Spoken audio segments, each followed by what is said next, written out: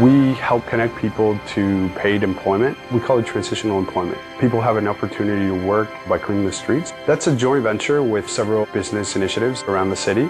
And in doing so, they're making money and they're helping their local community.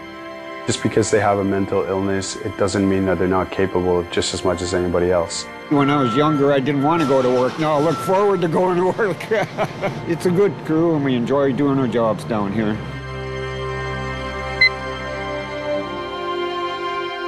The Outreach Department is a homeless outreach project whose main aim is to work with individuals who are homeless and to get them on income assistance or welfare.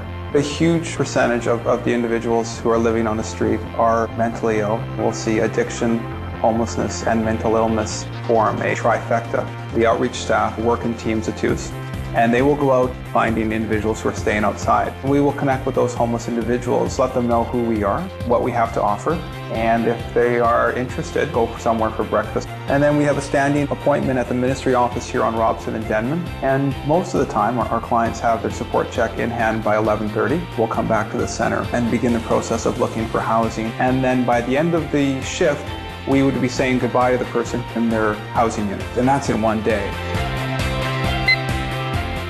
The clubhouse is a really important part of recovery for people with a mental illness. Individuals come here and they volunteer their time as members. They contribute on the day-to-day operation.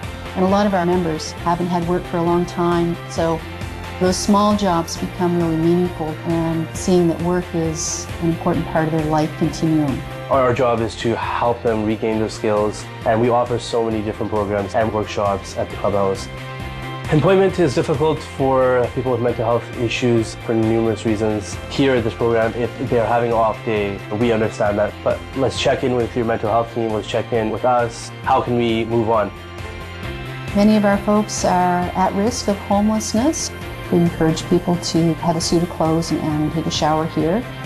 Our approach is very holistic. Getting a bank account, getting a social insurance number. We see them as individuals that may have a mental illness. We don't see the illness, we see the person. I work in Coast Community Homes, a total of 13 homes that we provide support to a variety of populations of clients. There has to be open dialogue, they have to be very involved, and they have to feel like they have a say. If they're not invested in their recovery, it's not going to work. There's many different forms. There's the low barrier supported housing where they may have an outreach worker. Some people may live in a coast apartment where there's a worker there every day. We have 3 new apartment blocks that have 24-hour staffing. They live independently in their apartments.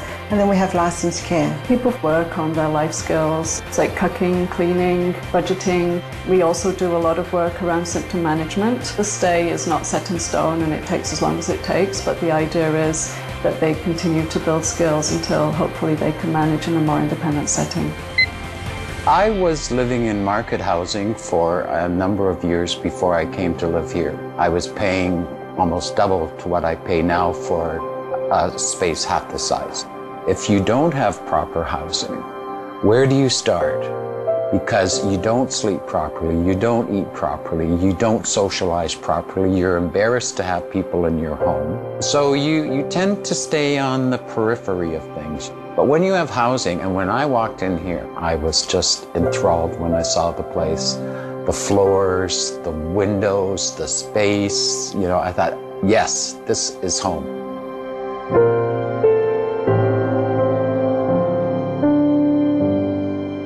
I wear glasses. I don't see myself as disabled, but glasses help me get through the day. You'd never question, well, someone's wearing glasses, so, gee, they're not going to get a good job. But we use a different lens when we look at mental illness.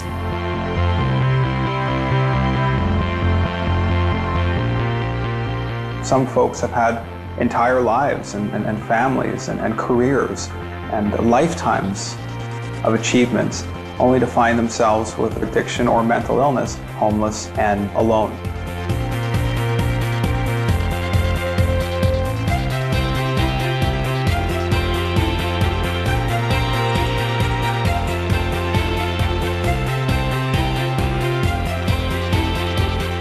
It's one step at a time. It's one meal at a time. At Coast, people will help each other.